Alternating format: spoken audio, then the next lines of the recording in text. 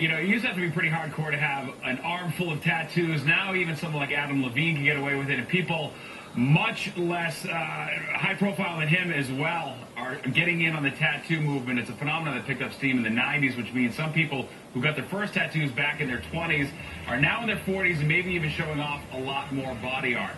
That means when you go to a Knicks game, the executive who sprung for the front row seats may also have as much ink as Carmelo Anthony. The number of Americans with tattoos continues to grow, and so is the acceptance of them. Let's go to the East Village where Matt Alvarez is live with a closer look at how the tattoo has gone mainstream. Matt. Well, Steve, it seems like I'm the only person in the East Village without a tattoo. In fact, 23% of Americans have one, a number that might rise. 10 years ago, it was still, you were like a circus attraction at that point to be heavily tattooed, and now you have people coming in business suits, taking off their jackets and getting sleeves. I recently tattooed an 83-year-old man. I gave him his first tattoo. For the past 11 years, Ryan Gatt has been laying down the ink at his Salvation Tattoo Shop in Oceanside, New York. I see anyone from kids coming in on their 18th birthday to get their first tattoo to senior citizens. Gatt says he's seen a major shift in his clientele, saying tattoos have become much more mainstream. It's what moms do once a month. They come in, they make an appointment, and they come in a group and all get tattooed, or it's a dad's night out. You know, it's really become like a family affair. So the question is, what is causing the shift?